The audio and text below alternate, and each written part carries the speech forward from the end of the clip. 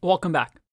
What I haven't told you is that when learning about object-oriented programming, again, and not just in Python, but in any programming language that supports OOP paradigm, is this idea of 4 pillars of OOP. The 4 things that object-oriented programming does really, really well. And as a matter of fact, we've actually learned the first one. And that is the idea of encapsulation. What is encapsulation? Encapsulation is the binding of data and functions that manipulate that data.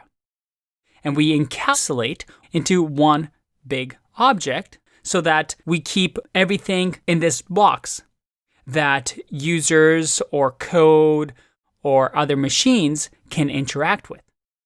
And this data and functions are what we call attributes and methods, right?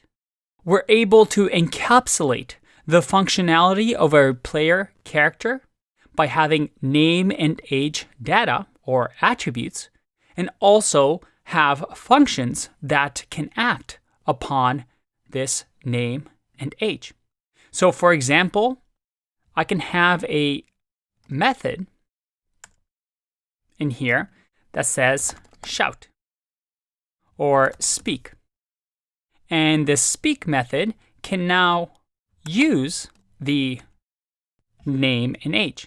I can say, my name is self.name and I am self.age years old. So that if I do player1.speak and I run this, my name is Andre and I am 100 years old. I'm encapsulating the functionality. If I didn't have this class, I would have, some variables and then 2 functions. But by using encapsulation, I've packaged this up into a blueprint that I can create multiple objects of so that when other people see my code, they know, hey, this is an entire object that I can interact with. I can use in certain ways that player character describes. And we've also seen this in our built-in Python data types, right? When I create a string like this, because of encapsulation, I have all this functionality available to me, all these methods that I can access. So that if I do, let's say, capitalize, it will capitalize all my strings. I have all this functionality encapsulated for me to use. Now, why do we want to package data and functions into attributes and methods? Well, because this gives us extra power, right? If, for example, this player character doesn't have any actions, any methods, and just had attributes, well, in that case, this is kind of like a dictionary, right? It's kind of useless.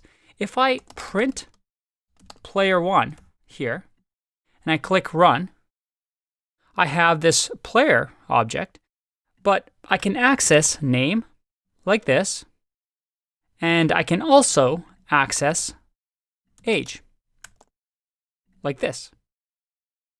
But I can't really do anything to it. I could have the same dictionary here, let's say player2, that is going to equal a dictionary that has name of Andre and then age of 100. And the only real difference between the two is the way I access this information. Instead of the dot notation, I use the bracket notation to access the keys.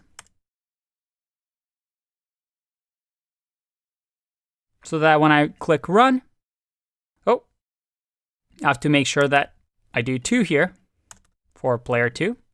If I click run, again, it's the same thing. Sure, I can do it this way, but it's kind of useless. Why not just create a dictionary if all I want is data? But using this way, I'm combining things, packaging things up into those instances into those boxes that can be useful. And also things that have meaning, right? Because our world is full of data and actions, right? Even a tree. For example, if we had a tree class in our real world, the tree would have maybe whether it was an evergreen or a perennial. It'll have whether it has leaves or it doesn't, how tall it is. It'll have all that information, but also actions, right?